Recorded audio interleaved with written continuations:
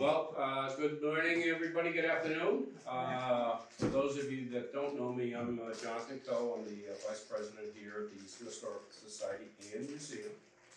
And we're going to have we've dug into our video archives that we have in the museum. We found I think it's a very informative video taken back in 2006.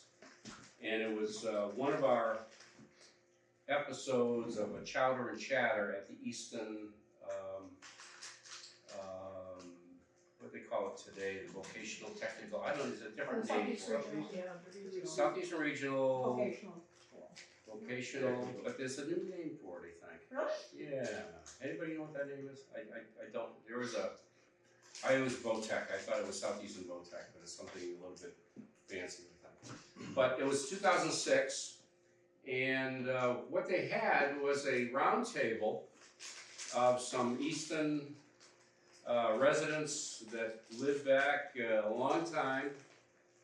One of them was John Kent. John was the first principal of the Parkview School, and the Parkview School was there. Wonderful man, great educator. He was a fixture in Easton. He was on the historical commission. He actually went out to houses and recorded the date that was constructed, a lot of historical detail, and had it recorded. And we have that in in the Massachusetts, it's called Macris. Every town has historical data for their houses along the streets. That's a really great site. It's a public site. You could all get onto that and take a look at any house. And if it's kind of historic or kind of like old, and it had John or someone here do some research on it, it's in there. So you can see approximately what the dates are and the data on it, who lived in it first, who lives in it now. So that was pretty cool. So John Kent grew up in the north end of Easton, North Main Street, and he's going to talk about that area, this whole area, growing up in this section. And then going down the panel, it's going to be, next one would be Lou Silva. Lou Silva, pretty sure lived on either Baldwin Street, Little Center Street, grew up, so downtown. And he's got a great perspective. He was, if you look at his yearbook, I think he was president of his class, he was the captain of a football team, he was a big deal in the class, and he was a really, really nice gentleman. And I think he was on that football team, the first undefeated football team at all of our Ames. 4-4. 4 wins and no losses and 4 ties. Oh, wow. 4 ties. And it was kind of an important thing because they didn't get in the Hall of Fame as a team. You were trying to, and they kept getting pushed back. Well, 4 wins and 4 ties? They're really? That's what they got back, and they were mad about it. And I don't blame them. They played some really, really good teams, but that was really good. But you'll hear some stories. So they talk about growing up in Easton. Basically, it's the 30s. So John Kent talks about the 30s. He actually grew up in the 20s a little bit too. He was born in, I think, 21, he says, 21, 22. And then there's Ed Hands as the moderator. And Ed is awesome. He's graduated in the class of 66. He would be 76 right now, something like that. And then next to him is Lee Avery Williams. He's a character. It was a great guy. And so he's going to talk about the Furnace Village area. So you've got the north end, you've got Easton Center, not center, but down in that area. Lee down to the furnace. And then there's Ed. Grew up in South Easton. He lived on Bay Road a little bit. He's down off of Purchase right now. So he's been all over, but he considers himself a Southeastern person. He's the anti-Northeastern person. Yeah. So he'll tell you that too. So he's really cool. And that's my sister Debby Coe Luke. He's actually Hazel's sister-in-law. And so Debbie will talk, the same age as Ed Hands, and she talks about, grew up in Day Street. Our first home was Queeset House. So when we first moved to Easton, we lived in Queeset House for a couple of years. I wasn't born yet. And so Debbie will talk a little bit about that. She was probably, 2 years old to 4 years old, something like that. Then we moved to Day Street. And she talks a lot about Day Street and going up to the reservoir and Flyaway and stuff like that, when Flyaway was a great, great pond. And I'm telling you, the back and forth is really good. So if you look in this, you'll see people, and then there'll be some in the audience talking about the town growing up in Easton. So then they chime in a little bit. It's really cool. And I saw Ron Wood in the audience. So Ron Wood was in the audience then. He's in the audience now. So, but I'd ask you also after, if you want to talk a little bit about growing up in Easton, absolutely, we should talk a little bit about that and make it fun for the camera anyway. So, without further ado, I'm going to try to get this thing going. And I know I want to thank Steve Anderson. We had it on DVD. We have a lot of these on DVD, and we just cut them to thumb drives. And that's a really cool way. So I'll make sure you don't leave it until you get that thumb drive, okay? All right, let's see what we've got here. Let me see if I can get that on that one. Let's enter that. Not one. Okay, box. Okay. Let's see if we can get this one.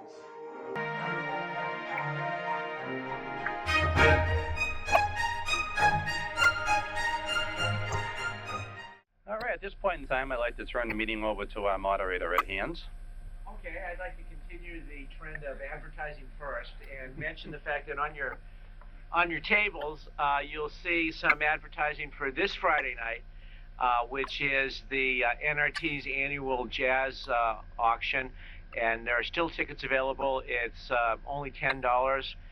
You get hors d'oeuvres, the Stonehill Jazz Band, and you get Lee Williams as the resident auctioneer. So I got a $5 bid of hop. Now, on other Friday nights, for instance, November 17th at Sheep Pasture, the Hockomock Film Festival is showing films. And on November 17th, we'll be showing Swing Time, which is a Fred Astaire, Ginger Rogers movie from the 1930s. And we show a number of foreign and domestic films every other week. I tell you about the one this week, except you're all supposed to go to jazz auction. Otherwise, he'll hit me. And then, let's see, is there anything else we can advertise? I don't think so. So let's go on with the program. Tonight, we're going to be talking about the various neighborhoods of Easton in the 30s, 40s, 50s, and 60s. And I'd like to start by introducing the panel members. On my right is John Kent, who's going to be representing North Easton. We have Lou Silva. We have Lee Williams. And we have one person who's much, much too young to be in this group. A recent high school graduate. Graduated in my class in 1966. That's 40 years ago. Debby Coe Luke. So let's start off. We'll go with age before beauty, John. Could you tell us a little bit about what it was like to grow up in North Easton in the 1930s? Or had you grown up a lot before that? Gonna have to watch out for this apple cider. I would say that I had grown up a little bit before then, but from 1930 to 1939, that would take me from 8 to 18, getting ready for a senior at high school. But I was born on North Main Street in a family of 8 kids, 2 parents, and a grandmother. And we had about 3-4 acres of land, and as a matter of fact, Gene and I still live on the property. But it was very much like most of the north end of Northeastern. All the families in that area, most of the families, had anywhere from 4 to 9 to 10 to 12 children. My mother, as a matter of fact, and my grandmother lived right down the street. They had 13. And I often wondered, my father was one child in the family. He married my mother a member of 13 children. But anyway, growing up in North Easton, I would have to start early in the 20s. We had 3 cows, I don't know, a couple of dozen chickens and so forth and so on. So we pretty well took care of ourselves and the family. And my father did have all these customers throughout the village in North Easton, so that by the time we were 8 or 9, at least by the time I was, we were delivering milk by hand in a glass bottle to the Picker Field, which some of you remember up in Picker Lane, and down on Battle Row. I don't know how many know what Battle Row is? Okay. Oh, good. That's Elm Street. And then, of course, the houses in between and so forth. These were the houses that belonged to the shovel shop, and we call them cooperative houses. And many of the workers that were in the shovel shop were living there with their families, and most of them had 4 or 5 children also. When we grew up in the village of North Easton, our social life rotated around our church. There was the Lutheran church, Congregational church, Catholic church, and the old Yankees, as we call them, that went to the Unitarian church. Many of the Unitarians were employees of the Ames family. Many of the people who went to the Catholic church, I would say almost all of them, were either Portuguese, Irish, and some Italian. And of course, the Swedish Lutheran and the Congregational, basically Swedish. So this orientation was very strong. The churches were the center of our social life at that time. I'm talking now in the late 20s and early 30s. In going to school, I went to the Northeastern Grammar School from the kindergarten through the 6th grade. We knew all the teachers, or practically all of them. They all lived in town. They knew us, we knew them, and it was very interesting that way. In living on North Main Street, which was 7 houses from the area where I lived to Long Pond, which is at the Stoughton line. And today I go by, there must be, 180 houses, counting Chestnut Knoll and so forth. But we grew up among ourselves as kids. We played ball together, we went swimming together, we skated together, we went to the movies together at Kelly's store. I don't know how many remember Kelly's store, but it's where Pyries is now, only it was upstairs. Thursday night they would have one movie for 15 cents, and the next Saturday night another movie. And when I thought back, a lot of our recreation and our fun at nights was going down to Kelly's. And now I think today it's television, so I don't get too upset anymore. At school, we went from roughly 9 o'clock to 12 o'clock, and then we had an hour off for lunch, went home, because most of us walked, and my job at home was, of course, take care of the cows, come back to school, and now that I think back over these things, I wonder what I smell like when I come back after taking care of 3 or 4 cows. But nobody ever complained. I wasn't the only one, by the way. The Fisher farm was I think they had 7 or 8 children there, and they also went home at the same time we did, so there'd be maybe 15 to 20 walking up North Main Street at 12 o'clock, and the same number running back at 1 o'clock. I think the school was an interesting period for us because, as I said, the teachers knew us.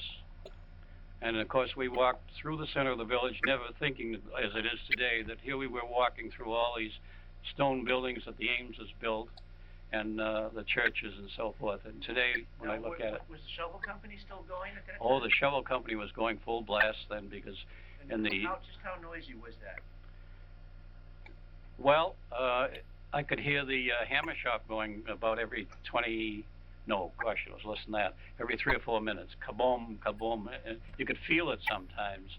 The shovel shop probably had, I would say, close to 300 people working there then.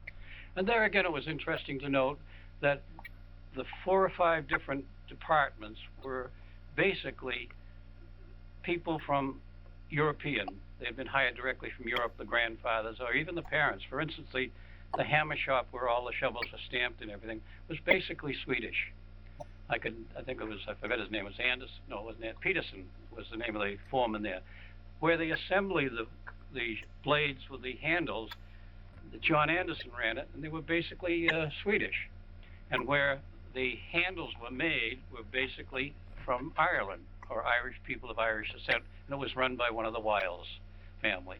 And it was for years, up until World War II, seemed to be the way that you could tell where a person worked by their ethnic background. It was very interesting. The Steadfast was the other factory, and that hired people from out of town. Many of those people had cars. The rest of them came from Brockton on a streetcar, and they got off at Mechanic Street or at Sullivan Avenue. So those things were very different. How far do you want me to go? No, that's far enough. Let's pass the mic. Lou, where did you grow up? Well, I was born on Elm Street, and then we moved to Center Street, just south of Blueberry Hill. The Tates lived across the street, Briggs lived next door, and the old McDonald lived on the south side of me, and Buckingham's on the other side. So we had a very interesting neighborhood. As a matter of fact, when you start off in the 40s, I was thinking of in December 1941. That particular day, and December 7th, was a regular Sunday day. Off to church we went. We had to walk. I thought it was around 3 miles. It wasn't. It was 1.2 miles. But my sister Mary and Albert and I would journey on to church. Walk to church, then go to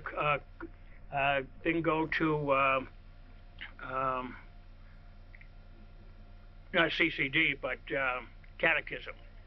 We had catechism class after that, and then we would walk down Baldwin Street to my godmother and father's home. As a matter of fact, I was named after him, Louis and Bertha Silva. And Cookie Callahan would come each Saturday with his truck and deliver cookies, selling cookies. And he always sold my godmother the best cookies. So we would sit there, the three of us, Mary, Albert, and I, and just sit there looking at the cookie jar. And Bertha would be going to and fro and around the house, and we would peek into the living room because that was off limits. Living room could only be used on Christmas or if a priest or a doctor was coming to the house. But other than that, no one else was allowed in there. So we really never got in there. But anyway, we got our cookies, and as we were leaving, Mrs. Travers, who lived across the street from her, came running out of the house, hollering and screaming, saying, "Pearl Harbor has been bombed. We've been attacked. My poor Bing, my Bing is there." Well, he was there. And fortunately, he did escape. In fact, Joe Gavere was usually on the USS Enterprise, which was out to sea, but he happened to be in Pearl Harbor at the time on another small vessel. He was blown right out of the water. In fact, he had to swim 150 yards to shore. He was lucky to make it because he said the Japanese planes were trying to shoot people out of the water as well. And Peter Travis was in the submarine unit and so on. So it was really, and of course I didn't know. I said, Pearl Harbor, what the heck are they talking about? You know, what's this bombing of Pearl Harbor? I don't even know where it is. You know, where is it? So finally, later on, I found out when I went to school, they told me that where Pearl Harbor was and what had happened. So that was really a shocker for me because everything was just rosy, you know, everything was great. We went to church, went to catechism, back and forth, ate our cookies, you know, going home. The lifestyle in the 40s was a great lifestyle until that war began. And that changed everything. Then we had to go into rationing. Everything, you know, as you know, those people, you people that have been there, was rationed, you know. My father was lucky he had an old Essex, but he worked in the Canton Rubber, Plymouth Rubber Company in Canton, and he had a C sticker, a C. That meant he had a little more gas than the A or B stickers. And he was pretty proud of that, and we had enough gasoline to go back and forth to work, and once in a while for a little ride, but not much of a ride. And we had a cow and chickens and everything. We had, a family of 6 children and our parents, and all the neighborhoods, they were just great people. The Lakes lived over the hill, Blueberry Hill, going down towards North Easton, and Wayne is here. And it was just a great experience in growing up in the 40s. But what a transition. I remember getting in line at one time to buy cigarettes, because cigarettes in O'Connor's would be given out at 1 o'clock in the afternoon, and you had to get in line. And of course, I didn't even smoke. I was about 14 at the time, but I could get in line because age wasn't a factor in those days. And it was 10 cents you could buy a pack of Spuds, because all the good cigarettes had gone to war. The Lucky Strike, the Chesterfields, and so on, all had gone, and the Lucky Strike Green had already gone to war, and they changed it to red.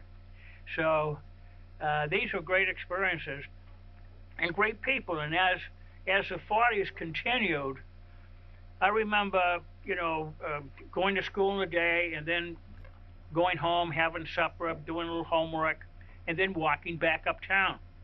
Now I had moved from Blueberry Hill up towards, still on Center Street, but up towards town. And Cully Palm would be there. He had just gotten out of the service, and he was one of the first policemen hired. And he would sit there. He would be there on the stone wall in front of the Northeastern Grammar School, and all of us, we lined up early, and all of us lined up sitting on the wall, shooting the bull. There'd be about 20 teenagers there. Now today, I can assure you, if 20 teenagers sat on the wall of the Northeastern Grammar School, they'd be calling the police to find out what's going on. But this happened every night. And Cully would be there, and the reason why he was there, because he didn't have any cruiser. There was only one, and the chief had that, and that was it. And there were of course, no phones or anything, so if he had to make a phone call, he'd have to go into O'Connor's news store and call the chief on the phone. Hopefully he could get him, because there was no phone on the cruiser either, unless he happened to be home. You're saying that because our police officer didn't have a car, the juvenile delinquents actually came and congregated around him? That's right. That's right. That's right. But he was a great guy, and everyone enjoyed him. But the funny thing is, when the shovel shop bell rang at 9 o'clock, that was the curfew. It bong, bong, 9 times. And Cully would say, "See you later, guys." Everyone would just leave and go home. That was the end of that. It was just amazing how it would just simply work that way, and everyone just got along so great. And I also remember too, and Buddy probably remembers too, when Buddy was on the Oliver Ames High School football team, that they didn't have enough players to scrimmage. They didn't have 22 players. So they came down to the 7th grade and asked us, "Would you like to play football? You can't play in a game because you can only play 4 years, but we'd like to have you." So I think Larry Hurley, Dave Nolan, trying to think of one more, myself. I thought there were 4. Oh, Bobby Larson. The 4 of us went out in the 7th grade just so they could scrimmage to have 22 players. Very interesting. And it worked out very well. In fact, in 1946, they were undefeated. They had 4 wins and 4 ties, but it didn't make any difference. That was the first undefeated team Oliver Ames High School ever had. It was well worth it. Go ahead. Let's pass the mic. It's interesting. Recently, John came in to be interviewed for his wartime service. We're starting a collection of interviews that we're sending down to the Smithsonian of Easton veterans. So, be aware if you're a veteran, we'd like to get you on tape. But John admitted that when the war broke out, he didn't know where Pearl Harbor was either. So it says something about the Easton school system at the time, perhaps. Lee, where did you grow up? what's called a furnace village, a furnace village rat, but we only called one another that. We didn't allow other people to do that. Actually, I started in Southeastern. I'm the son of Avery Williams Sr., Congregationalist out of Southeastern, and my mother, Margaret Adams' maiden name, whom we lost this past July at age 92 out of the Immaculate Conception. So they eloped in 1933. I, my brother Bud, my sister Claire were all born at home. John and Louis may have been born at home too. That wasn't terribly unusual. My sister Dottie got to go to the hospital. It cost something like $15 for the doctor and $5 for Peaches Manchester to be the nurse for me. And so I was quite reasonably priced coming in. I was born at the Warren and Ethel Blood household. My folks were renting the second floor. Shortly after the three of us were born and delivered at home, Jacob Brenner changed his specialty in medicine. I don't know if we caused it or not. But in any case, that would be the house to the left of what was before the Pickle Barrel, now the Blackthorn Tavern or Brennan's, what have you. At age 3, my father had built a place with no mortgage on Foundry Street, 455 Foundry Street. He put in the foundation, not uncommon at the time, hand dug the trench around, laid the forms, putty cement mixer, put in the cement, then put the building on top of it, the frame. We lived in only the first floor. The second floor was unfinished. There was no cellar in it. And then when I was a kid, I can remember his shoveling by hand with the wheelbarrow, shoveling the entire cellar out, where today a backhoe would do it in 3 hours or something, and it took him several months. Not unusual for the labor of the day. My great-grandfather, Frank Williams, moved to Easton, was the herdsman for the Gilmore sisters on Route 138. That would be the farm that's still there. It's just been sold by my cousin Karen Carter, and they'll use it as commercial property. And the place, unfortunately, was not maintained, will have to be destroyed. It's a shame because it's an original condition, except that it's a rotted original condition. That's the building with the farm attached to it. Okay, the barn attached to the farmhouse. It's a beautiful piece. The one to the right of that, facing it, would be my grandfather Clarence built that. All right. To get the picture there, my mother's family came to Northeastern when she was 3 or 4 years of age. So we've been around town a while. Malcolm Hill was my other great-grandfather, which would be my grandmother being Carrie Hill, her father, gives me the line to the Mayflower, and I'm a Mayflower descendant through the Hill name, but it's actually Malcolm married a woman named Hattie Allen that gives me that connection. So that's where we stand there. At age 3, moving to Furnace Village in 1938. In 1941, I started at the Furnace Village School, grades 1, 2, and 3 in one room, 4, 5, and 6 in the other. In the first year, I was taught by Miss Belcher, and I'll give her nickname here, try to be polite about this, Old Biddy Belcher. And I'm not sure what caused it, but the poor woman retired after I finished the first year. Had Ritalin been invented when I was a kid, they'd have double-dosed me. As a matter of fact, people still want to give me some of the stuff. So it doesn't go away, this attention deficit disorder. I'm having a lot of fun with it. I hope you do too. So the Gilmore, the Ames sisters were the teachers for the rest of my time there. And that would be, one married Wallace Gilmore. I believe some of the same family of the Gilmore sisters with the dairy down in Southeastern. And the other married Heath, Roger Heath, the Heath Farm off Prospect Street, where there's a Heath Road up there now. And we did very, very well coming out of the furnace. We were able to keep up with those guys from Northeastern like nothing at all. So there you go. I was probably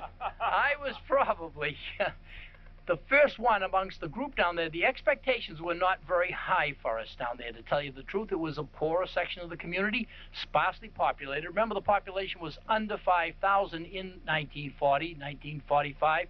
It didn't grow very rapidly there. It was very sparse down there. Now it's a rapidly growing, and you got Hannafords and Shaws and whatnot.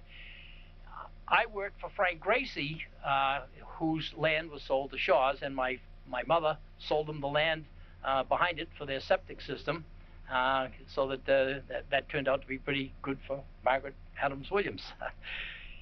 The lifestyle, we're in the Depression. My father is in agriculture. He's left-handed. when he goes to school as a left-handed person, they tried to make him, and they did make him. He wrote right-handed. He ate with his right hand. He became ambidextrous. Not that unusual to have happened. He chose as an occupation piecework, picking ducks. Okay, they called it scuffing ducks. They would go through a machine, the feathers would be pulled off, and then all the pin feathers would be the little feathers, and he had a razor knife, and he would do this. The carpal tunnel syndrome would come in pretty quickly doing that sort of thing, but he could flip that bird, pardon the expression, from right hand to left hand and work the other hand. On piecework, he made extra money. He worked very, very hard, saved it up, and that's why he was able to build the house and never had a mortgage on it. He had a depression mindset all the time because his father had a heart condition. I have the same one. He had the same one, but alcoholism took him away before the heart condition could kick in. But it's in the family line there, so if I drop here quickly, you'll know what did it. My grandfather insisted on scything a field, but in any case, the agricultural work didn't pay as much. My father was an entrepreneurial fellow. He finished the 10th year in school, but he had to drop out to help take care of there were 6 children there. My mother was one of 12, and so they had to drop out of school. My mother was taken out of school by her mother, my grandmother. They needed to do it and put into one of the Ames estates as a scullery maid. Did I say that right? Scullery. Scullery maid, yes. Thank you. English major. Mine like a sieve. So they put her to work there. And 2 weeks, she moaned and groaned to her mother, and her mother relented and allowed her to go back and be the first one to graduate from high school. As I started to say before, expectations were not high in the furnace for people, and I probably was the first of anyone that I know of in the furnace to finish 4 years of school, and I almost quit every 2 weeks that I was there. John doesn't know that, but John, so that's... Was that 4 years of high school or 4 years of elementary school? Yeah, well, I did that a couple times over, but I don't want to talk about that. How am I doing here, Ed? Well, Debbie Yeah. is... She looks like she's impatient here. Why don't and you pass the mic? I've only got 110 stories to tell here. Debbie, give them what for? Well, first of all, a lot of this I don't even know what they're talking about. Now, where is this Blueberry Hill? I don't understand that one. Where was that? Blueberry Hill was where Tate Street is now. Tate. Off of Center Street. Off of Center Street. Center. On Center Street, yeah. And that was, in June, that would be blue with blueberries. They had so many blueberries there. Oh, okay. Fantastic. And now they put, of course, they put a road in through So there they had now. nothing to do with places people went to with their boyfriends? No, That's not the places place. went there to pick blueberries. Okay. You know that was... That, I was wondering where, I'm thinking, I don't remember that place, Yeah, you know. Yeah. Anyway, Yeah, no, Blueberry Hill was oh, exactly what it was. It says it is. okay. You can tell us about the places you Yep. I don't know. Well, our family was fortunate enough to meet the Ameses in Boston somewhere. My father was a school teacher and was looking for a job somewhere, and he found one in Brookline, and the Ameses offered him a house in Easton. Said, "Oh, we've got a little place you can take your kids to," and it's that big house right behind the library, the Queesit house. So we get there, and some of these stories I don't remember, but I was told that I have a twin sister.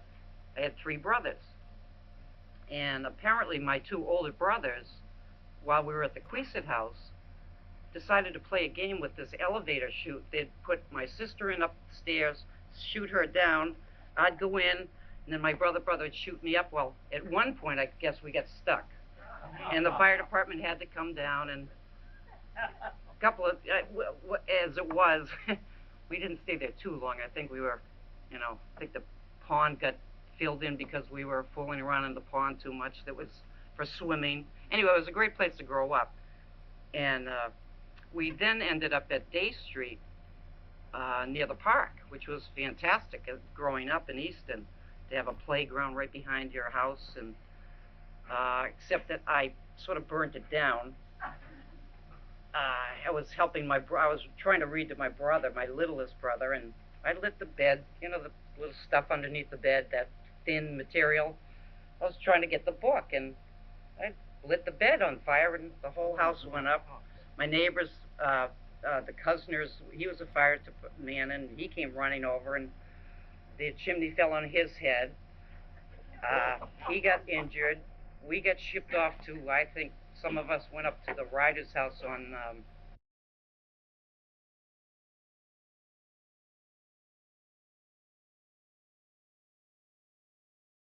Lincoln Street. Some other people. We just got shipped off to different places in Easton. But then the Masons that were running the Frothingham Park, when he passed away, an opening for the caretaker of the park, as they say, opened up, so we get to move up to that house, which was even better. We had the tennis courts now right behind our house. So we didn't have really a backyard. We had a playground with tennis courts. My father, being a English history teacher and coach for 3 sports at Brookline, we were fortunate enough to have the benefit of, you know, sports equipment coming home, because in those days, people that played sports, the coaches kept all the uniforms. So he'd bring them home in the back of his car, all smelly after a game. But my 2 brothers decided, you know, we're gonna play games, and we'd take out all the equipment and put it on, all dirty, smelly. It was terrible. But we'd play football, and we'd, you know, use the Brookline High uniforms. We looked funny, but we did it. And so we had a great, you know, sense of sports. I mean, sports was coming out of our head. You know, just everything we did was revolved around sports, and we got involved in tennis because the courts were behind our house. We had a very good. I mean, I can't even imagine growing up anywhere else with such opportunities with the sports and the playground. No one, as they were saying, you know, we get off, you know, lunchtime. We went home for an hour. Well, we'd come home for an hour. We'd play. Sometimes the parents weren't even around, but you know, you'd make your own lunch. You'd go back to school, and you'd come back, and there was none of this, you know, a nanny or whatever. We were on our own till the dinner bell rang. My mother had one of those little triangles, and we'd be playing. And if you didn't hear the bell, you didn't get dinner. It was none of that, and nobody worried where you were. Everybody assumed you'd come home. There's none of this, you know, the pedophiles running around. So it was very open. I mean, we used to walk up to the town pool that used to be a pond in my earlier days. But then it became the town pool, and we got to go swimming. Well, we actually swam when it was a pond too, but it was still, you wouldn't come from Day Street and have your child walk up to that pool by yourself. You know, just a couple of kids, 5, 6 years old. You wouldn't even think of it. And we did, and we would stay up there for hours. You know, come home at 7 o'clock, no big deal. Easton was just so much fun. All through school, I think Northeastern, though, was a little bit of snob. We did pick on the Furnace Village kids, and we were snobs, and I admit it. And anybody came from Northeastern, you always, you know, you told everybody, you'd say where you were from. You wouldn't say that you were from Southeastern or Furnace Village. And so, I don't know. We just had a great time in Easton, I'm telling you. It was great. Yes, they used to pick on the Bay Road kids, too. That's where I came from. But it was a wonderful place to grow up. And I think, as I've said to some people, that there's more of a connection between my generation and 1 or 2 generations before than there is between my generation and the kids I teach at the high school today, because the lifestyles have changed so dramatically in the town and in the country as a whole. Let's see how fast we can move back and forth between the people. Let me throw out a topic. How about the most interesting character in your neighborhood? John. All the people in my neighborhood were interesting characters. I'll have to think about that one. Well, I think I'd have to say my next door neighbor, Vinny and Clary, and they certainly were a classic. they would get in more trouble, the pair of them. They used to say, I used to walk uptown with them once in a while. This was in the 40s too. And I'd say, where are you going? Where are you going? They say, well, we're going up to see Skunk Swanson at the bar and maybe pick up some gum. I said, pick up some gum at the bar? They said, yeah, that's what we do. So they would go up and sure enough go into Swanson's tavern, which was where, well, what is it now? Where the Used to be the Betty Jean shop. yeah, Betty Jean shop, yeah. And then the Huskies Club was over that, because you could hear Skunk during the day when we would be up the Huskies playing pool, and you could hear his peg leg clunk, clunk, and he'd walk across the floor, then back and forth, clunk. He was something else. But Vinny and Clary, they were always in some kind of a problem. Now, how did they get the name Skunk? I don't know whoever gave him that name, unless Vinny and Clary did, but I think everyone called him Skunk. Probably was because of the smell coming out of the beer pump. Yeah, because there was only one small bulb hanging from a wire in the ceiling. That was it. That was the lighting. So the reason why that was because you couldn't tell whether the glasses were clean or dirty. Well, I don't think they were really ever washed that well. Because when you look in there, you couldn't see that much anyway. But they were my two classics. They were really two good people. They'd go dump picking every day and come back with merchandise, and then anything that was saleable, they would market it uptown at the barber shop. Usually you go to the barber shop, and they would have different items that people had thrown away, and they try to sell them to buy enough for a gallon of wine. Then they'd have a party after that. But that was it. Lee, how about you? I'm going to choose Ed Roden as my favorite character at the Five Corners. How many ever met Ed Roden? Okay, if you now hold those hands up, how many have heard of Ed Roden? A few more, maybe a dozen of you, okay?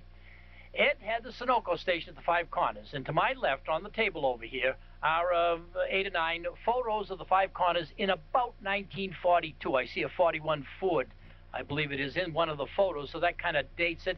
Very few people could buy a new automobile. One of the few that could was Ed Roden. He and Carrie were childless. The business paid enough. He's a parsimonious individual, and Roden, he's of Swedish extraction, is pronounced Rodin. He was the oldest of, I think, 6 or 7 children, and he was considered the most successful, had the highest profile, and could buy a new Ford automobile every year. And they cost at that time anywhere from $800 to $1,200, depending on the year. But he would buy the one with the chrome fixtures and whatnot, and he was kind of the talk of the town.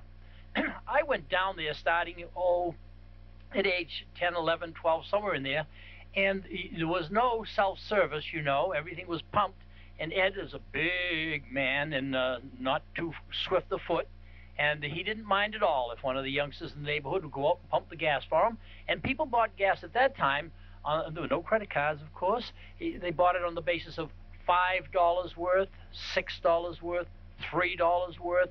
Getting close to Friday, hadn't got paid, $1 worth. Gas might be 23 cents a gallon, or whatever it was at the time. 18 cents, 27 cents. It moved up during the 40s and into the early 50s, and I was there up till I was probably 14 years of age, working for him at the end of the evening. Never got paid for it. Always just enjoyed being there. Never got a free soda or anything else. How else are you going to buy the Ford, But car pulls in one day. Out on the road, sign right there, the big green sign, Attleboro 18 miles, Route 123. Beep, beep, beep, beep. I'm waiting on a car, pumping the gas. Ed gets up very slowly, ambles out to the car, follows, leans, rolls the window down. He says, "Hey, how do I get to Attleboro?" Ed says, What's wrong with the automobile? Nothing wrong with my automobile. He says, I'd suggest you take the automobile. He spun around, walked right back into the store. That's how you get to Attleboro. Take the car. Well, our neighborhood, all the families got along. So we didn't really have any outstanding characters. I mean, except the Dr. Porter that lived across the street from us, who was getting up in years. And back in those days, well, when I was younger, the doctor actually came to your house if you were sick, which was what I could remember being in the house, and the doctor would come into our room and give us shots and whatever. But this Dr. Porter that lived across the street from us was getting on in years, and his eyesight was failing. And at one point, I had injured myself, and my father took me across the street and sat in this office with a big armchair. I had put my arm out to have this needle be put in my arm, and he came right across. The needle slid right across my arm and into the chair. And I'm going, yes. I said nothing. Of course, my father saw it and said, you're going to have to do that again, Dr. Porter. And I go, oh, no. But he was a very nice man. He was, as I say, he was just a little bit of a character. He used to watch the house for us. It was my mother was maybe cooking dinner, and my twin sister and I would be out in the playpen, and he would just be standing there watching us. And my mother used to harness us when we were real little, and these kind of harnesses, and then hooked onto the crib thing, or what do you call those? Playpen. Thank you. So, because we were twins, we got into a little bit of mischief, and he would watch us undo ourselves, but in the process, we'd have to take our clothes off. And then we'd skirt over the pen, and one would head up Day Street, and one would head down Day Street. Luckily, the toughs, well, you know how they used to deliver milk? Toughs would be coming down coming up Day Street, and he would always catch the one that was going towards Center Street, which was me. And Ann was all right, because if she went up too far, it would be just towards the park. So that seemed to be a daily thing, but this Mr. Porter used to just laugh at us. He'd watch us and go there they go again. Bunny, your kids are gone again. So off we would go. But all the neighbors, we all got along fine. We thought we had a big family with 5 children, but then we had the Nolans in the neighborhood, and the McCarnadys, who was the principal of the high school. He had 9 children, I think. I can't even remember. But then all of a sudden, our family of 5 didn't seem so big. But we had everybody. We got together every Saturday for picnics. You know, we'd have cookouts. My father actually built a whole big terrace so that they could have, the whole neighborhood over, and we'd have cookouts and have a great time. No real crazies in the neighborhood. Let's see. How about big changes? What's the biggest change in your part of town from when you were growing up to the way it is now? Now, John, you've mentioned so many more houses and things, but how about something else? Well, our street now is blacktopped.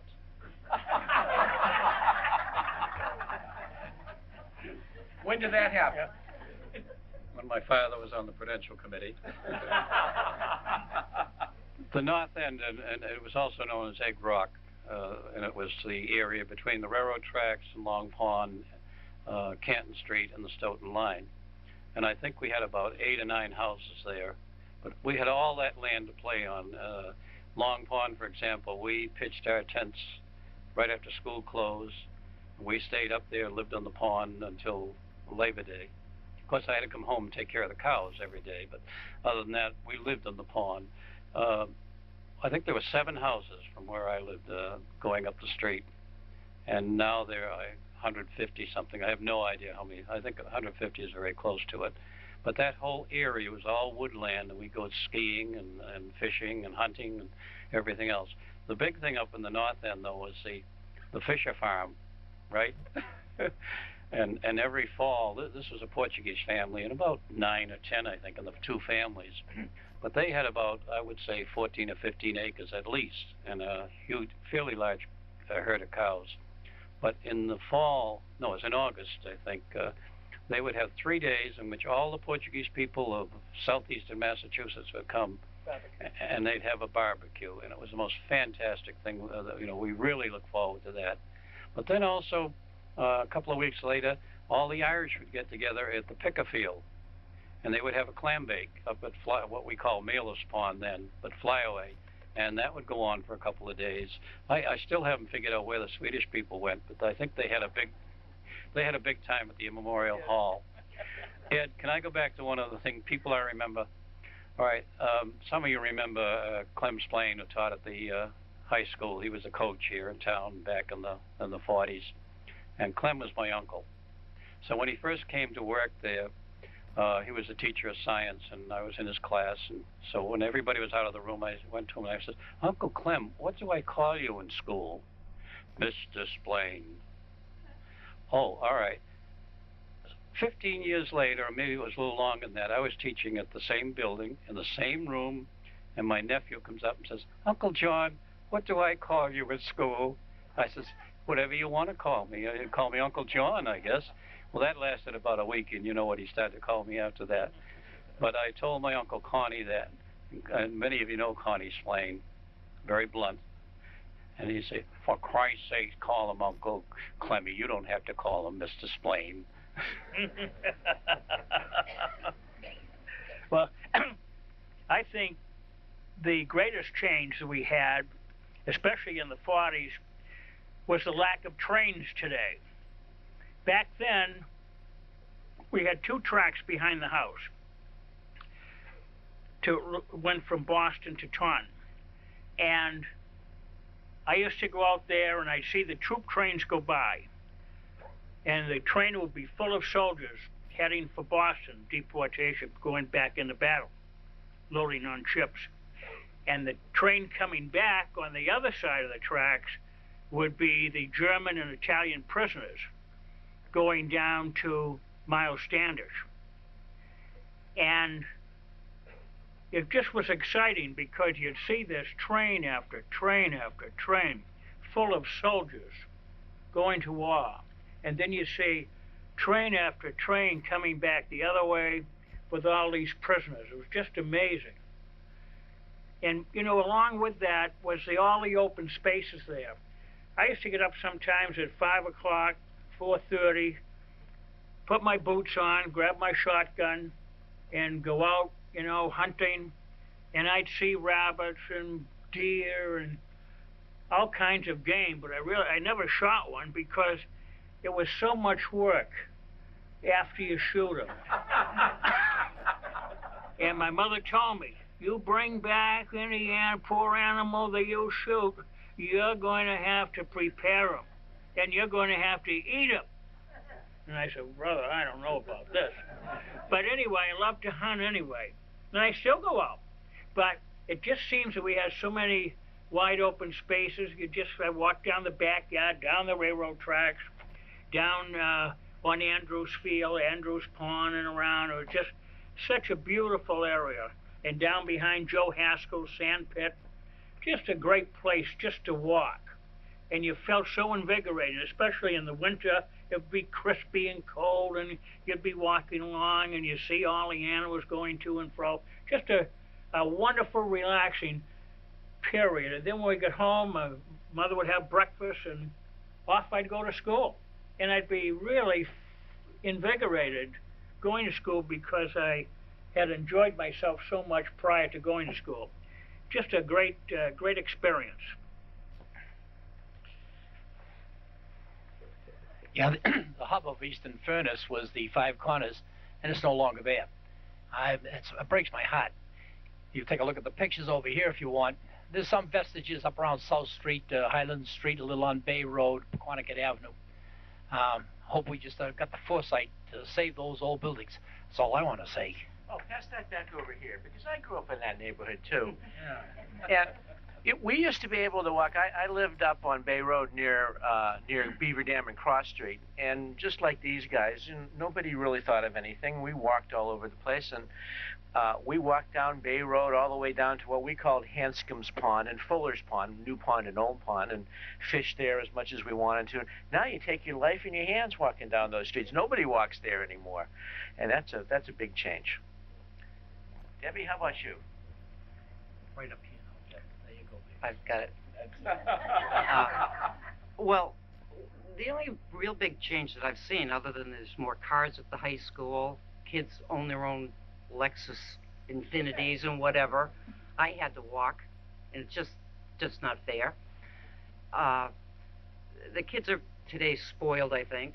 They seem to have everything, where in our day we just did what we had to do. I don't see, like you was talking about the fishing. You can't go by any of the ponds anymore and see kids out fishing, or just throwing a ball around in the street. I don't know, they seem like they're all being taken care of by somebody. Either a babysitter, and their kids aren't allowed to play. They have to have their Nintendos or their TVs. I think that's the worst thing that's come about with the media. I mean, that's why I just feel bad for them, that they're not getting the experiences that we did. Could I react to something Debbie was talking about? Sure, go ahead. Debbie was telling us about going swimming at the old swimming reservoir there, up on Lincoln Street. Is that what you meant? Yeah, the pool. But when I stop and think, we used to go swimming in back of the Unitarian Church. There was a large pool or a canal that ran down through there, and from Monday to Friday, you didn't have to wear a bathing suit. But Monday to Saturday rather. But Sunday you had to wear a bathing suit if you went there. And all the women and the girls in town were not allowed, the village, were not allowed to walk up in those areas except Sundays. And then when they drained that or broke the dam down or something, we moved up to Malus Pond. And from on the dam at Malus, or the flyover as they call it later, we used to swim from Mondays to Saturdays from the dam over to the big rock across there, which is quite a swim. But on Sundays, if you went up there, you had to wear a bathing suit. And I don't think we ever did go near the place where you went swimming, because that was the town municipal water, supposedly the town reservoir. And there was a man there, I can't remember his name, maybe some of you people can, who was the superintendent of the waterworks. Who? McEntee, probably. No, it wasn't McEntee, it was some other name before him. And if you even walked over there to go fishing in the back pond, he'd be out there chasing you all over the place. You used to go up the whole shop anyway. Yeah, that's true. We went up the hoe shop. But it was so much more, there were very rigid rules. There were such things as you didn't go in cemeteries and fool around and so forth and so on. And these were carried out. And as Lou said, the 9 o'clock was the bell, and you tried to get home before the darn thing stopped ringing. And I think it rang for about, 15 times. Yeah. But Dutch O'Neill or whoever the police had to be at that time, they knew you. And there was no problem on that. I found that out very many times. But last night I was thinking, Halloween. Now, we never went around looking for candy and that, but we went around looking for outhouses. And things like that. And if there was a teacher in the area, God help them. I mean, Mr. Reagan and all the others, they would have their house either soaped up from the bottom to the top, or they'd have something piled up in the front lawn and so forth. So those are the things that we did, but it was the only time we did do anything like that was Halloween. But I never even got a piece of candy from anybody. It was raised cane. For the non-hooligans, what would you do with an outhouse, John? Tip it over. Well, we just tipped them over, and you always tipped them over on the door, so the door was in the bottom, and you kind of hoped that Somebody was in it. Oh, can I tell a quick one? All right. Gene and I were came back from Australia in 1988 or 89, I guess it was. And prior to that, the year before then, I had gone around most of New England, New York, Pennsylvania, evaluating schools for the schools of excellence, where the president would give an award to a school that came, and the teachers would be invited to Washington and so forth to get the award to the White House. So when I got back, I got a telephone call from the White House. And the young lady says, Professor Kent, you've been invited to come to the Rose Garden, and we're giving the awards out in such and such a time. We'll pay you your way down. Tell us what, get all those things will be taken care of. And I said, well, I'd be delighted that Gene and I will be there. There was a dead silence. Professor Kent, you're the only one, just one invitation. And I said, well, in that case, tell the president I'm very sorry, but I can't come if Gene can't come. A couple of days later, Joe Moakley called, or his office. You don't do that, John. You don't refuse a presidential request to come to the White House. But when I was telling my brother about it, he says, gee, John, you missed out. You could have gone from the outhouse to the White House. That's right. Well, I don't know how we're going to top that story. One thing we all share in common is we went to all of our Ames. So let's talk a little bit about school days. And we'll start at this end of the table with the golden years, 1964 through 66, when Debbie and I were in high school. What's your fondest memory, Deb, of high school, if any? I can't. Hazel's in the room. No.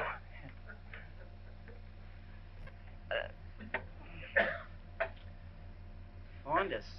They were all terrible memories. They were all good. I wasn't home much through the high school years. I was playing a lot of sports, so you would go to school and you'd go off either to a game or to a practice, and every day we didn't get home till 5:30, 6 o'clock.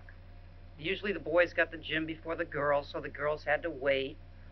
Girls were always second, but we weren't like he was talking about his school days. The teachers weren't very good, or what. We had excellent teachers. We were high rated. Well, Ed would probably be able to tell you. Our sports activities, we were undefeated all the years that I was there. For girls, the boys, and none same. of those 4-4 records, with That's 4 ties. That's right. We were undefeated. We were in a good string of sports anyway, and the teachers excelled. We had the record of we've gotten many awards. I don't know when that started. Maybe it was right after you left school. Maybe that's when it started. I don't know, something like that. But right. There were, yeah. We I don't have any specific. Just had good high school years. Yep. All right. Yeah. Unfortunately, high school wasn't that pleasant for me for memories either. Okay, coming out of the furnace, I worked 28 hours a week at Harco Orchards. I went out for no sports. I had no extracurriculum activities. I've made up for it since by joining every damn civic organization I can find. But it wasn't a particularly pleasant. I wasn't well received in Northeastern. My friend Dick Brady from Quanticut and Dick Anderson, we wore different clothes. We were different. We weren't well received. They were not that pleasant to hear.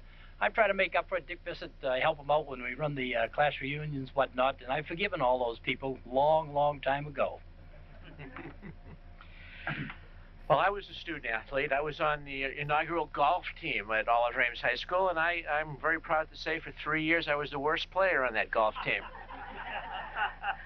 But I always tell my students that I wasn't the worst golfer in Easton. They did make cuts, so that was my athletic experience. But I agree with Debbie. We were blessed. All the teachers we had were wonderful, and I got a great education there as well.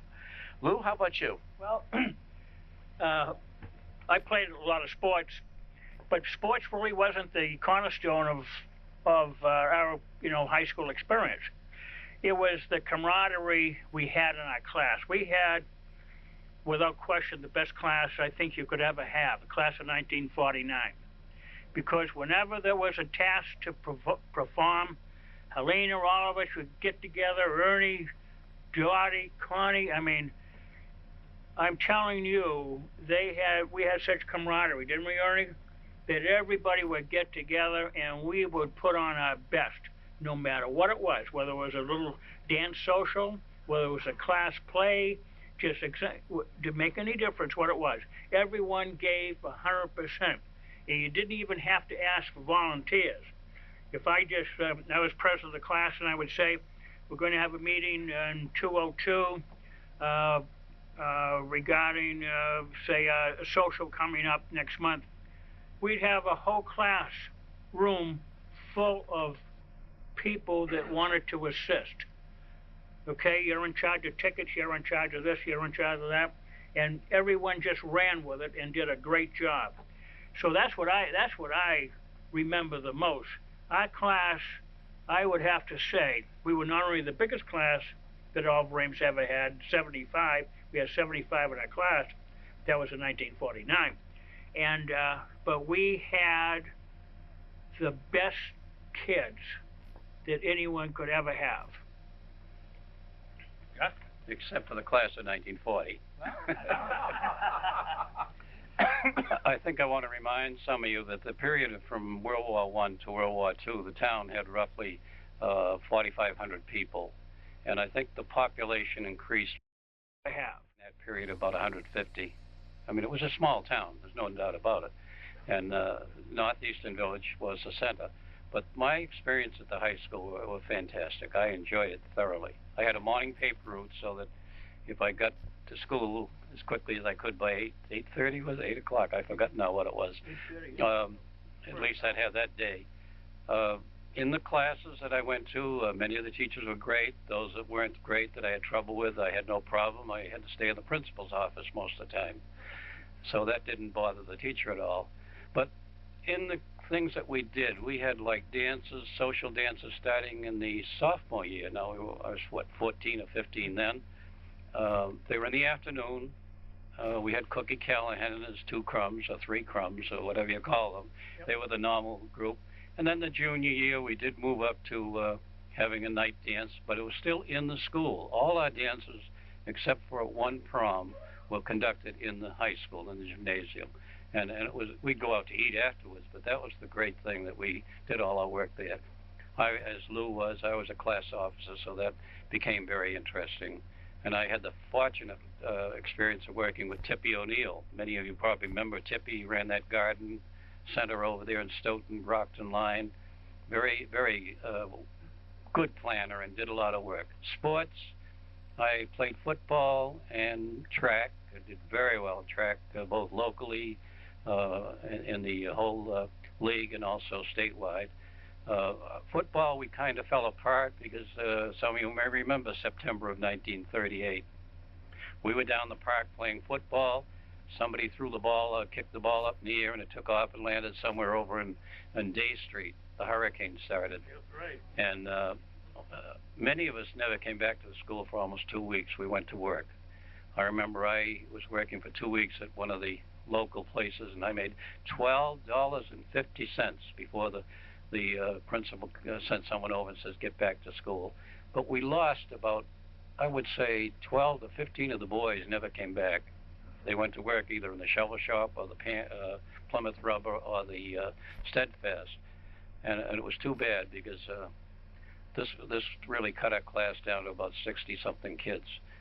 But the class itself was great. We had a lot of fun. We had a lot of plans. We did plays. We did, as I said, dances, and we had socials. And gosh, some of you remember we even had May basket parties where you went from one house to another. And anyone who had a birthday, half the class would be there for a party for the birthday. And most of the time we walked to these houses. There was no problem then at all.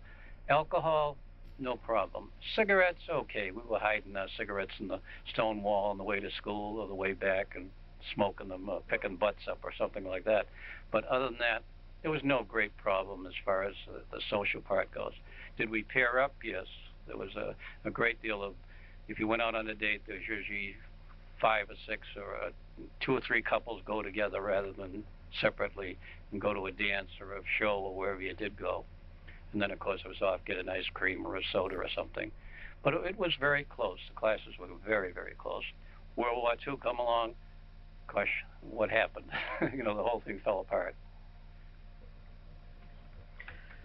Back to me. Well, let's see. We can go one more round, I think, of questions. I don't know. We just got through Halloween. Does anybody have any uncanny stories? Some odd occurrences? Anything spooky? Halloween? or at any time other than tipping over outhouses. Let's pass it back to John, and then we'll work our way down. Well, one of the foolish things we used to do a lot was to steal somebody's hay wagon or wagon and bring it up to town hall, and up beyond the memorial hall, and see how far down the hill we could go before it hit the wheels fell off or something. But we did pretty well. We used to end up down Mechanic Street, go under the bridge, the railroad bridges and so forth. That was a big deal to get a hold of somebody's wagon. And I have to, I was thinking back on, I think what Lou was talking about, the Cookie Callahan and his cookies. But we were a little bit further back. Some of those people that came around were driving horses. The ice cream man had I forget his name now. He was where the Union Villa is now. And he would bring ice cream around all the time. We'd get that. And of course, if you wanted meat, the meat truck would come around and you'd go get that. And if the ice truck came around while the guy was in chipping the ice, you'd run down, grab hunks of ice, take that home. But it was very different. You knew each other, you had a responsibility. And I didn't learn until after I was 14 that all those years that we played cowboys and Indians down by the railroad track, there was a bunch of the other couples were playing doctor and nurses up at the, I won't say where. I don't know, Halloween really wasn't that eventful. When we were growing up, you did, you soaped cars. I mean, you told, you don't use wax, use soaps, and they can wash it off. And we really, I don't know, a gang of us used to go out and just go out about the town, but really never caused any problems or created any destruction. It was kind of just a night out where just all our friends met and we just walked around town and had a good time. Just a different, I think we were a different type of, they were kind of a non-destructive era, I think. The war was on, there was enough destruction going on at the time in the 40s, and I don't know, if there was a period of, complacency there where you just felt that, enough is enough destruction, and I think we'll just have a good time, but don't cause any problems. Yeah, it was pretty much the same out on Bay Road in the 1960s, and it's funny, Cookie Callahan had a long run, because I can remember in the 1960s, my mother was buying the best cookies from his from father him. was Cookie too. Mm-hmm. Then the son, Eugene, was Cookie too. Yeah. So that lasted a long time, and Fran was the other Cookie, and Eugene was he was the musician. Francis. Right? Yeah. Yes. Francis was the second Cookie. Yep. Yep. He was one of the crumbs. But even as late as the 1950s, I grew up until I was 12 in Braintree, and I can remember both the scissors grinder and the rag man came around with horse-drawn vehicles, and by the time we got out to Easton, we were way too modern to do that. Well, even the 40s here, most of them were vendors. Even John Camara would come around with his truck with the meat, and Cookie Callahan, of course, with the cookies, and then the scissors man, then the junk man will come around with an old beat-up doggone truck. Yeah. And and before that, they came around with horse and buggy. Then he finally got an old truck. The funny thing is, I said, that poor guy, and he'd say, I've got a couple of copper heaters here that are no good. So, copper, no money for those. Will you just take them off our hands? We're sick and tired. Well, I'll take them. And one day, I'm in Brockton, and I see this guy driving by in a Cadillac. And I looked, I said, I thought I knew him. And I said, can't be. It's the junk man. That son of a gun, he was taking us all for a ride. Just one quick Halloween story from my point of view. I lived on a poultry farm on Bay Road, and it was the retirement home for poultry. The main farm for Harker Orchards was down the road in Norton, and we ended up with the chickens that had some kind of genetic heritage that made them valuable, but they were past their egg-laying prime, and they ended up on our farm. And I can remember we had to go out on patrol on Halloween night, lest somebody come in and steal the chickens for some kind of a prank. And unfortunately for us, we watched on Halloween, but not the night before graduation one year, and we lost a few chickens then.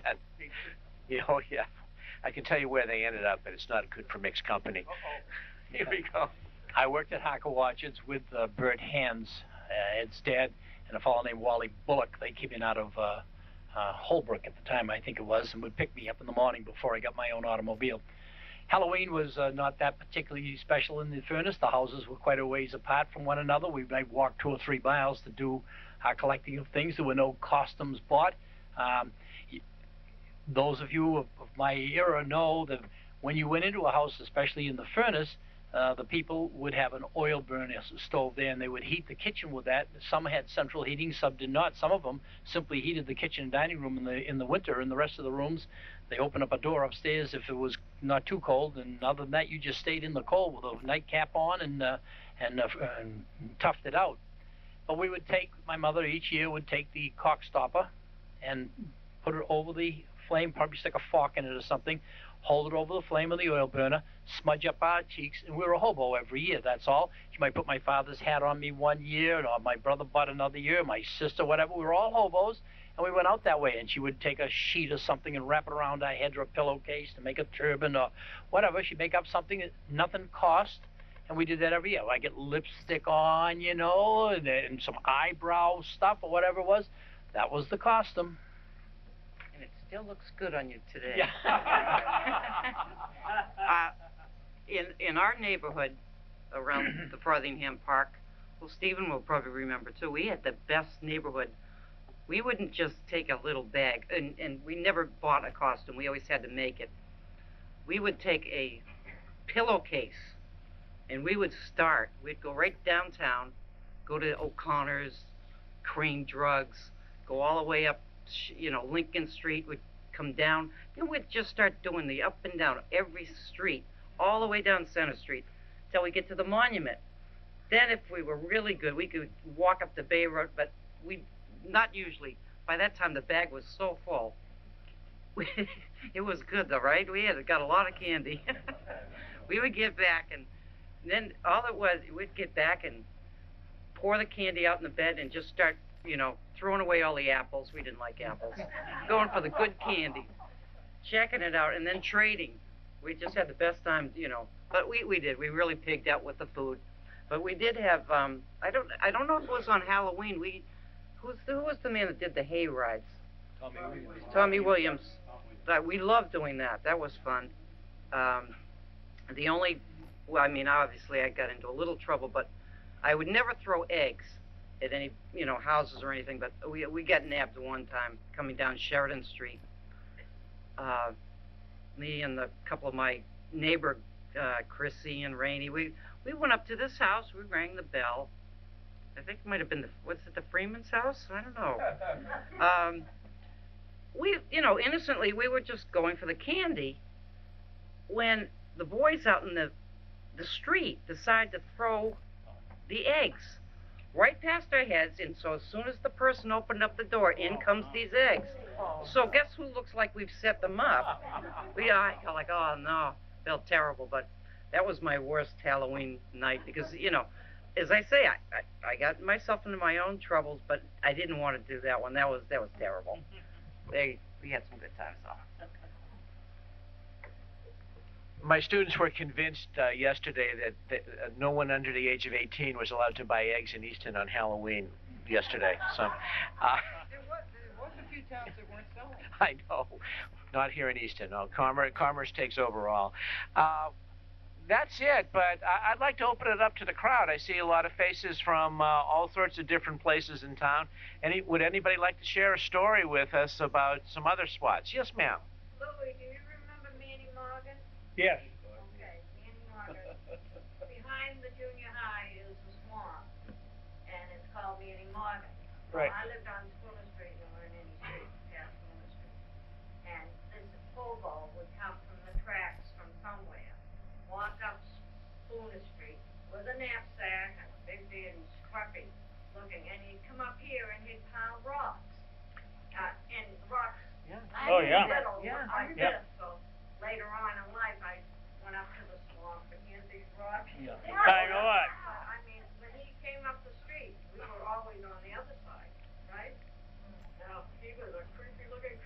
Oh, yeah. Yeah, they're always bigger when you're smaller. But the we- piles of rocks are still out there. We used to get them, they Yeah. come from the railroad track, and they evidently had some signs or forward wording that they come to my mother. My mother's a great cook or baker. She always baked all the bread and cake and everything. And sure enough, there'd be a guy knocking on the door and asking if she had anything for him to eat. And she would stand there for a while and try to figure out.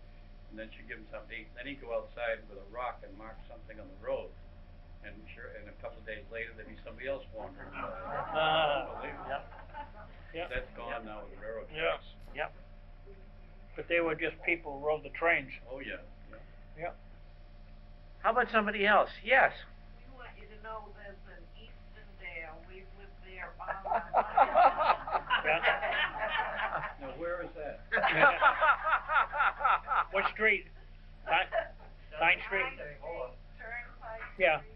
My son lives on Pine. I know he Yeah. does. Yeah. Pine Street, Hill Yeah. Street. And Well, Eastondale was a great community. They had their own post office, they had everything. It was just like a little community of its train own. used to go by when we were Streetcar. in Eastondale School. Yeah, streetcar. There for 6 years. Yeah. And one was Yeah. Yeah, the streetcar used to go right down there and, yeah. the train went down. The train too.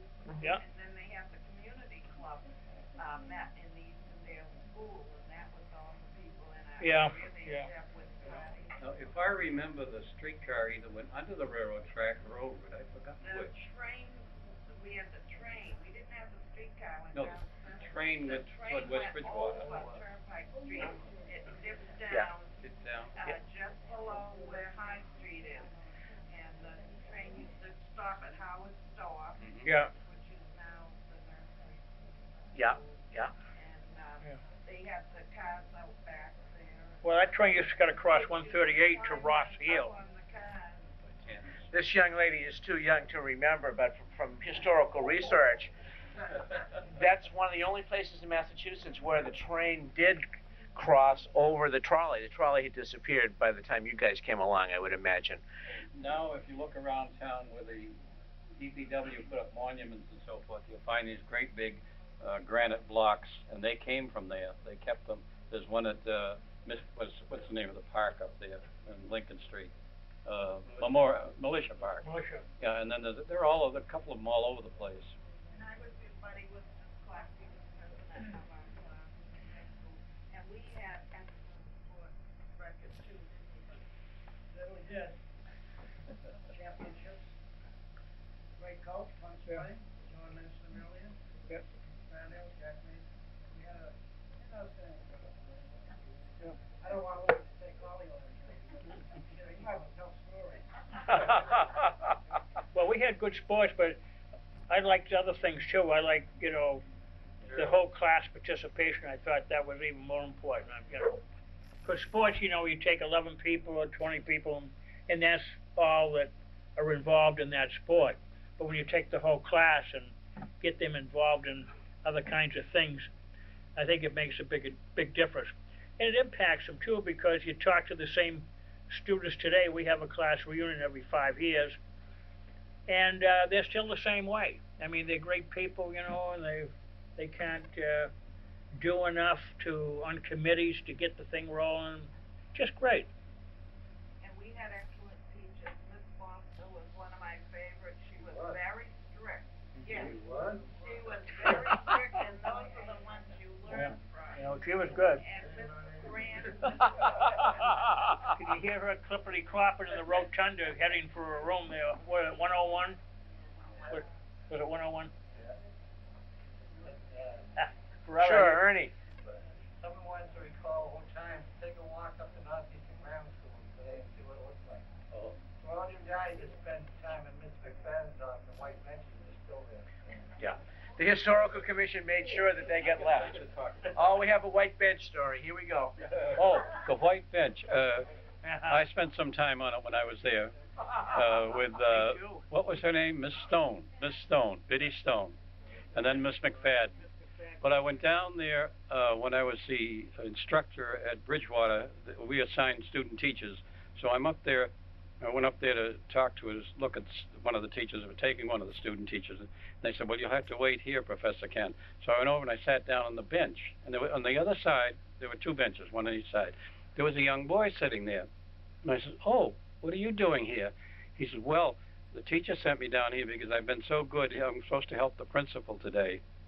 So there was the change. I was absolutely stunned. Yeah. Well, I remember the time at the Northeastern Grammar School when the Graf Zeppelin came over, and we were all let out of school into the yard just to watch that Graf Zeppelin come over, and then it went to New Jersey and blew up. But we saw it going right over the Northeastern Grammar School, just beautiful. You remember Louis when Gene Autry came to Easton? Oh yeah, when Gene Autry came to town. Oh, yes. Oh, that was. There's three people that were there, we weren't there. Yeah. Can I tell a story now? Oh, we got another story, a Gene Autry story. All right. Gene Autry came in, I guess it was, 1941 or something like that, 41 or 42. Now, he had on this beautiful white Angora coat, and he came to the shovel shop. And some of you may remember Jerry Kafka, that lived on Pond Street. Jerry was a machinist there. He worked with the furnaces down there, and of course he's going around touching the furnaces and doing things. He has these black hands, and he comes over and he says, Jan, who's that? And I says, that's Gene Autry. Oh my God, I got to go see him. And he goes up and he gives him a big hug. A big hug. And at the time he went to the Gene Autry, he gets down to the the bandstand. He was there. God, what a day that was. There was about 10,000 people here. There's Gene Autry with his big white Angora coat, and they finally took it off, and with two great big handprints in the back. Yeah, that was a war bond promotion. It was 1942, and yep, and I remember it so just like it happened yesterday. We were up in the rockery up on top. We got our place here. We get dismissed from school early, and the great big bandstand was down there, and Gene Autry came in, not on his horse because he didn't bring his horse with him that time, but he came in with Mrs. Ames. It's just a fantastic time. You couldn't believe it. And there were thousands and thousands of people. But it was go ahead, Ronnie. Oh, I know it. Yeah, he did. He kept us waiting for It wasn't any Gene Autry. I didn't like him anyhow. But don't forget, the shovel shop at that time was going 24 hours a day, 7 days a week, making shovels and picks for the military. In fact, I still have at home one of the shovels from the Ames Baldwin, Wyoming company. Yeah, after the war, they had all these trench shovels. Those are those small trench shovels. And they gave away to anyone that wanted them a trench shovel. You just had to go down to the, and it was a historic piece. I mean, everybody went down and got a trench shovel, everyone that I knew. It was just fantastic, but that's what they did. The war was over. They had no more need for these trench shovels. They had thousands upon thousands of them. But their shovels went all over. I mean, even when I was in Germany, I mean, there was a named shovel that we had as equipment, as military equipment. They're everywhere. Speaking of wars, one of the Ames, Sylvanus Ames, was in the Revolutionary War, and he was at Valley Forge, and he was lost there, he was killed, and he was buried there someplace. And last week, a GAR group came up from Texas. I don't know why, whether they were descendants or something. They put a big bronze plaque over on the South Street Cemetery in Bridgewater, and the DAR I'm in the DAR. From Massachusetts, they had a big time, and the past President General came out, laid his drums and everything else. Wow. Yeah, that was last week, so if you ever want to go to the And that was in South Street in Bridgewater. Yeah, and it was Sylvanus Ames, and also they're going to have another one put on here.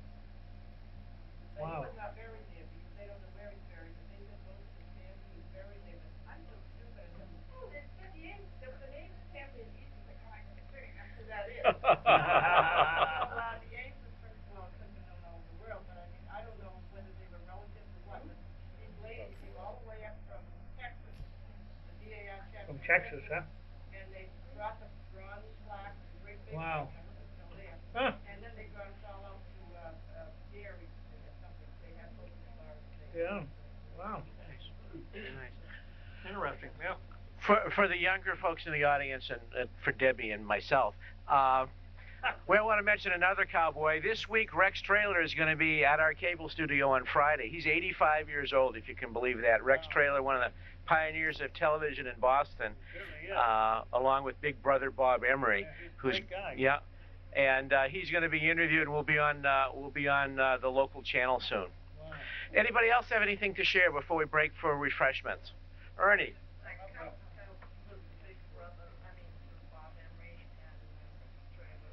Yeah, boy, those were my heroes when I was growing up. Those two men. I'm not that, so I have history here. Well, I remember, I grew up, I was born in a Ramcat across from the historical side. And I can remember growing up, there was one house left. Mrs. Murphy had a store in there. Meg Murphy. Mrs. Murphy bought, Joe Conley, I think, Avery Conley's father was an orphan. And she brought him up. I remember going to that store and she'd be out in the back, I don't know, she's drinking, what the hell was she doing? She was scared like hell, you had a penny or two to spend in there. So you go in the store and you wait for her to come out, I don't know, she had a wooden leg or what the hell she had. She was scared like hell in that store, waiting for her to come out. I don't know whatever happened to her, all of a sudden she disappeared and the house was not. Meg Murphy. Huh? Meg Murphy. Yeah. What happened to her? Do you remember? She died. Yeah. Oh, she died? Oh. Buried. Yeah, one of the books put up by the Historical Society has got the picture of that building.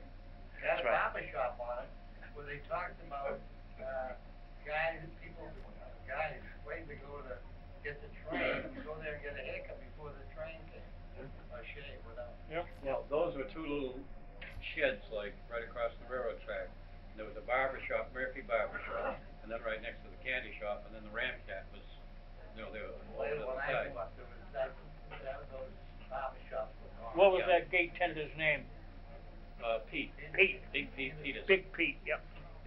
He's the one that cranked the gate down. The trains roll through. Weighed Those about were great 300. times, really. You miss, when you have something like that, and then you don't, all of a sudden it's just grass and dirt.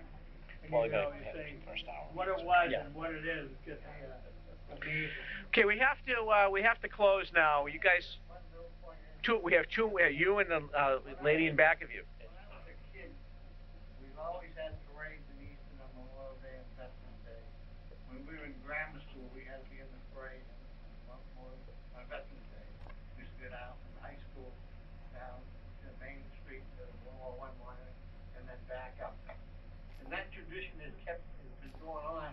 I've been there for 54 years. It was there before then. Mm-hmm. And the tradition still is there. In fact, I can remember as a kid saying, boy, I wish someday I could be in the parade. I get in the damn parade, I can't get out of it.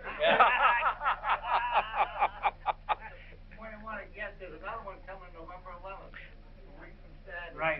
Yep. I'll be there. Very good. Yes. I was just thinking, I wish my mother was here tonight. And, she was on the historical commission with Amy also. She would have so many stories. And John, she'd know those sweet celebrated, Oh, yeah. for sure. And she collaborated with Ed, on a lot of, Yes. historical.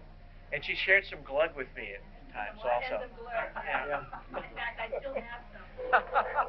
Just talk to him. One of the things I want to say is I remember going to Shovel Shop Pond and skating, and that was quite a ways away from Seaver Street.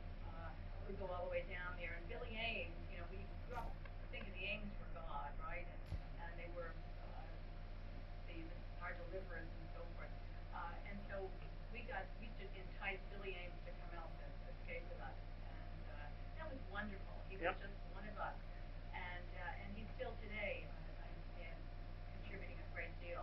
I just came home 2.5 years ago after being away for 44 years, and it's wonderful to come back and to hear the stories. And Lou and I have shared some, and John and Avery and Debbie, you and I think we shared a bunch too. But one of the things I wanted to talk about was Seaver Street, where I grew up. They used to close it for winter time. When they would close the street, we would slide down. That's right. And Yeah. it was wonderful. Yep. And I remember we always stopped, we never got somehow. There were never any police there, they just put the barricades up and left. We That's also right. would take we'd go down Maple Street Extension, remember that? We'd go down through, the top, down to sheep pasture, and, there was an old potato cellar down there, remember that? Yes, oh yeah. Remember that? Yep. It's still there. Sure. You go in, you can probably still see the place where we built the fire. Yep. And I don't remember if we roasted marshmallows then, or. But what happened was Fred's Pond would flow over into the sheep pasture, and then that little creek there would just flow over into the meadows, and it would freeze over. So it was very safe. We'd go down there, we'd go skating, and then we'd go into the potato cellar to warm up the Yep, fire. that's right. And I remember mostly though skating on Fred's Pond. Yeah. And I was just a little kid, you know, Yep. probably about 5 or 6 or 7 or something like that.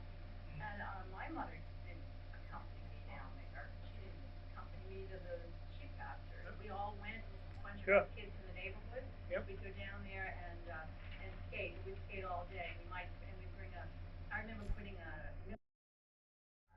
Remember that?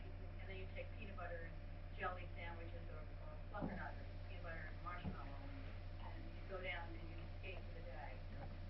The other thing I wanted to mention was something I'm sure we all remember was Christmas with Mrs. Frothingham.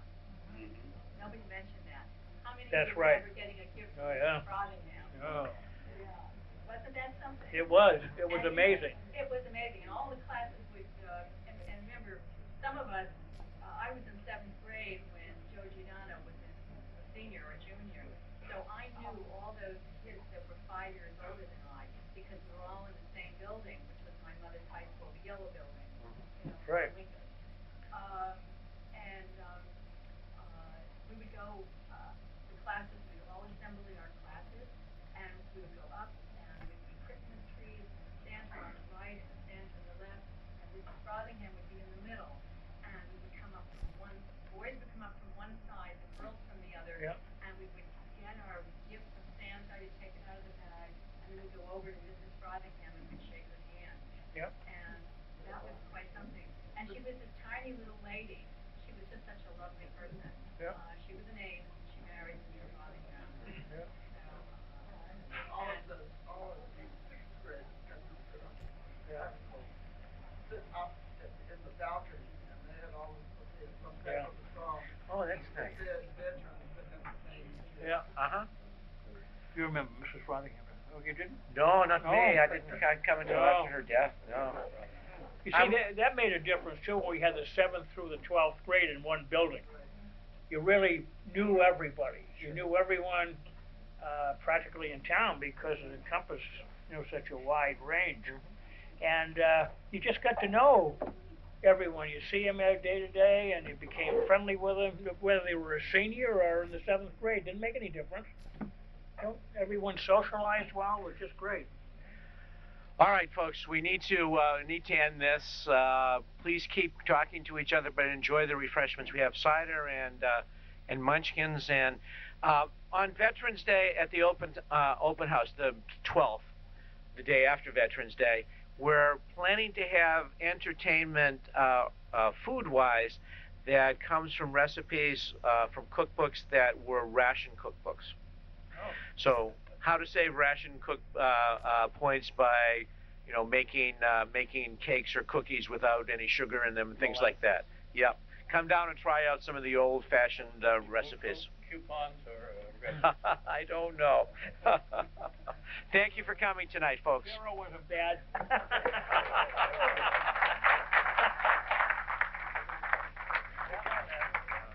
I was thinking you today. We had three Oh, yeah, I've got to go to one. I have a question. You should just. Then you- I have a question.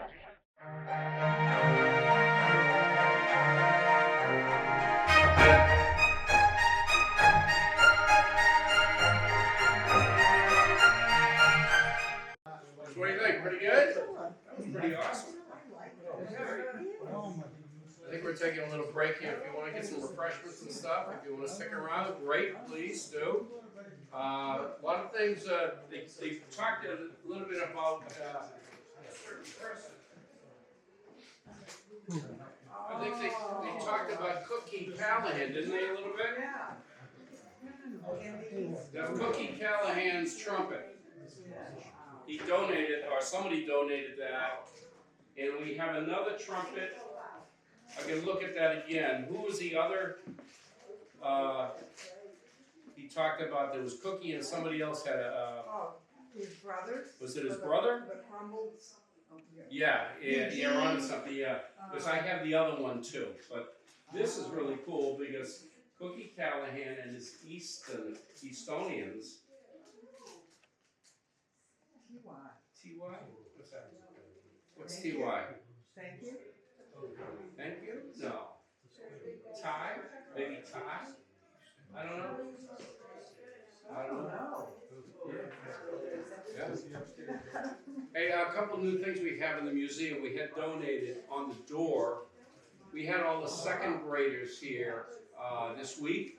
There's 10 second grade classes at the Blanche Ames School. We had them there this week, and they were awesome. They came down on Tuesday and Wednesday. But that's, we talked about the Revolutionary War a little bit with the second graders, and I gotta tell you what, some of these second graders knew a lot. And we looked at that, and this is a print that was, it was presented to a, if I can remember it, it's a Elijah J.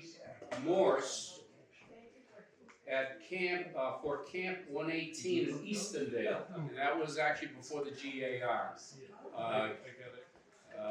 Grand Army of the Republic. It was a Civil War organization. So that's a beautiful print. You want to take a look at that when you walk in here or the other room. So thank you very much. We're open until 4:30, so no rush. You don't have to leave. So look around, please. Okay? Thank you very much. Oh,